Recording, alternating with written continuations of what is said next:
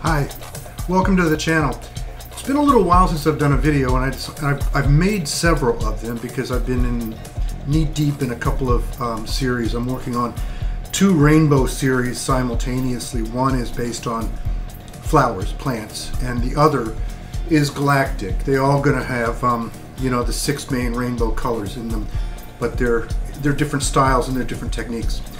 But I finished one 2 days ago, and it's a reddish colored one, but the golds in the metallics came out really cool in it, and it's getting varnished now, so I'll photograph it and post it out there on Instagram for you to have a look at as soon as I can. But I thought to myself, I've never made a video on the process I use to mix my pigments and media, and this one in particular used metallic powders that I was given by a friend of mine who lives up in Pennsylvania. They come from a company in New York City and northern New Jersey. Here's an example of one of them,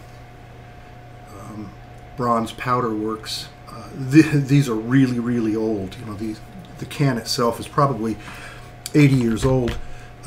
What I will show you in the recorded process video is actually mixing this one. I can't pronounce this man's name, but he's also from New York City, and this is also 80, 90 years old. And then there are other tones of these things. I don't know if this company probably is still, I know it's still in business, because in fact when I researched them, it turns out that they're the ones that provided the bronze for the statues in New York Yankees Stadium of all of the famous players out in the, I don't know what they call it, it's like a museum out in beyond the outfield. But yeah, they have all different shades of these colors. This is a very bright gold by Venus Company. Here's a copper bronze tone one. All sorts of them. And so the process that you'll see when I go off screen and show you what I recorded down in the studio is simply 3 ingredients.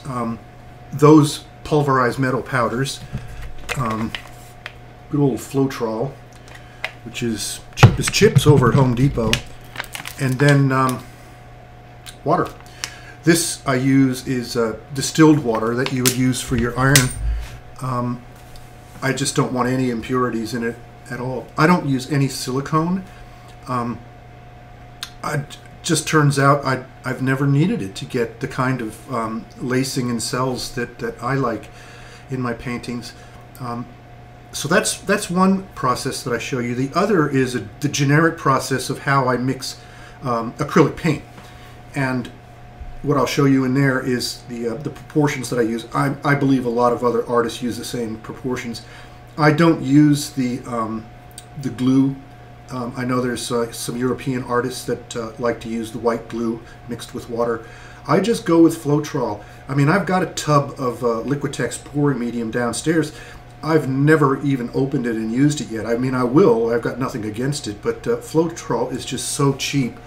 I think I get a gallon of it for 15 bucks, so I mean, you can't beat it. My tub of Liquitex cost over 100, so that's what I will show you when I switch to the recorded process in just a moment, and then I'll come back at the end and just close out. Okay, I hope you enjoyed this and maybe you'll learn something. If you use a variation on the theme, just put a note down in the comments. Tell me what you do and why you do it. I'd love to learn. It's all an experiment, isn't it? Thank you. Bye-bye. The first demonstration here involves the metallic powder, and as you can see, I have several different cans. This one happens to be a bright gold of bronze powder, and the little scoop that I use is really from a chemistry set. It's just a quarter of a teaspoon. And then the container that I'm mixing it in is 2 ounces. I will mix up eventually, as you'll see, about half of that container, and that's enough for at least one painting, you know, so I like to go kind of bold with these powders, and you'll see in the finished products a little later on that I got some pretty good effects with this.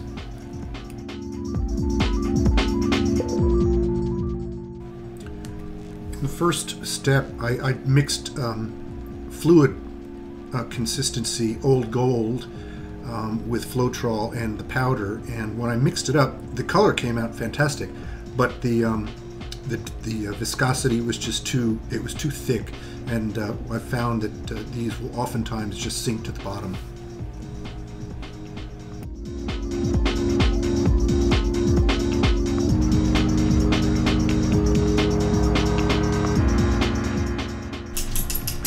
And the second demonstration is simply pouring paint. It's the mixture of Floetrol, water, and the paint. These are medium viscosity or medium body paints. This color happens to be lemon yellow, and it's going along with the other colors in the bottles there to work on the yellow version of the Galactic series. Now,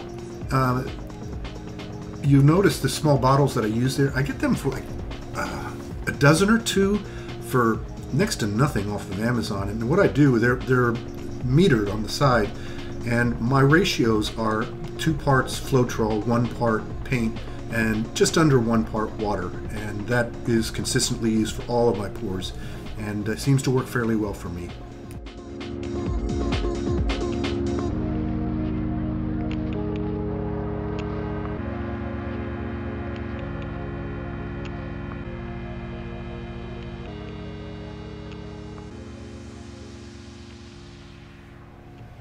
We're back. I hope you liked that. I think you noted in the pigment that I used in the yellow pouring paint formulation is in Arteza. I really like their paints. The colors are nice and vivid. They're easy to work with, and those pouches I just think are really convenient. You can sort of roll them up like a emptying toothpaste tube and squeeze every last valuable drop out of the tube. Also, I wanted to mention, you know, I showed you the powders that my friend gave me from that place in northern New Jersey, New York City.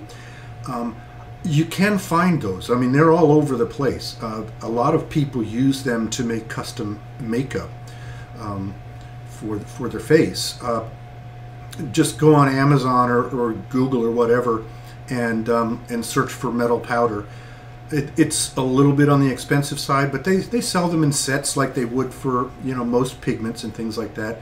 So you can replicate the same formula. You know, a little bit of Floetrol, a little bit of your pigment, and a little bit of water to thin it out, and you're good to go. So that's my process for mixing up the metallics and the paint. And I will say that I didn't show you. My friend also gave me some aluminum powder, for when I used to live in Australia, aluminium powder. That stuff just doesn't work. It just lumps up something awful, and as much as you stir it, it just comes out a lumpy mess. I don't know what it is. It must be a chemical thing between Floetrol and the element aluminum. But yeah, didn't work for me. Maybe it'll work for you.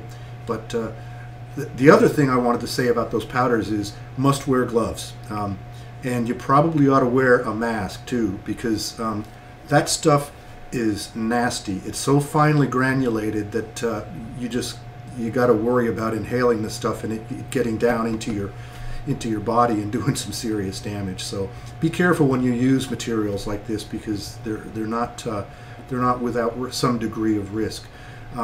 We who work in acrylics for a lot of reasons. We like the feel of it and things, but also we just don't really like to get involved with the volatiles of oils and cleaning up oils.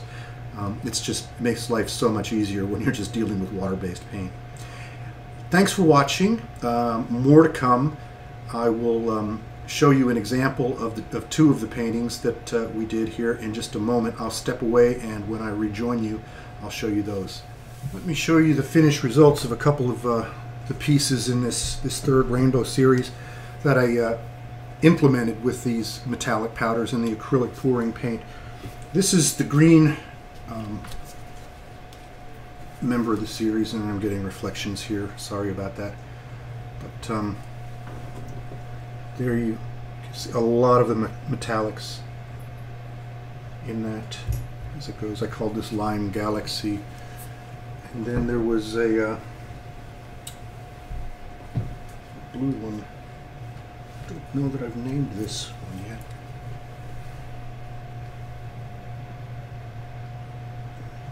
Seeing all kinds of reflections of my computer screen and other things in there. I don't think I've named this one yet, but I'm sure I will.